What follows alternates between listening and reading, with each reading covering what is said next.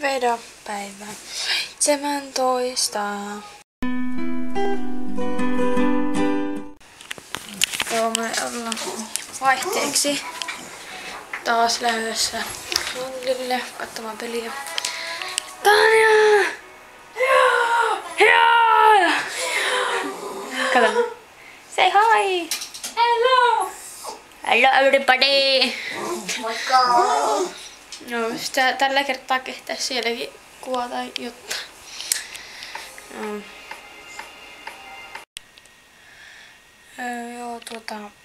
mä en siis nähtävästi mitäkö mä olin taas selittänyt?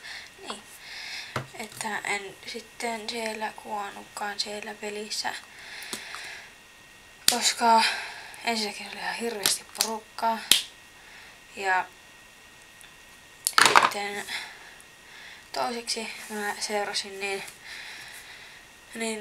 se silleen niin kun olin niin siinä pelissä mukana, että en sitten tajunnutkaan, että olisi voinut ottaa kameraa sieltä kuvaamaan siellä.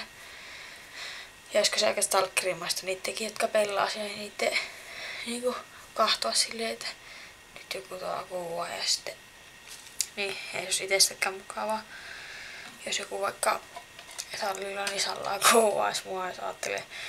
Ja niin en sitten siellä. Ja sitten kello on nyt 11:30. En tiedä, niitä varmasti näyssä, mutta joo, mun pitäisi vielä alkaa tekemään ruotsin läksyjä ja sitten äikän läksyjä, josta pitää lukia 7 veljestä 1 luku. Mä en edes tiedä kyllä, kuinka hirveän pitkä tää on ja sitten siellä pitää vielä tehdä joku esitys. Mutta mä varmaan tein se huono joustolla sitten, kun mä nyt ei jaksa, kun mä oon niin väsynyt jo. Mutta alan tässä nyt opiskelemaan ja sitten mä menen nukkumaan. Ja nähdään huomenna. Hei hei!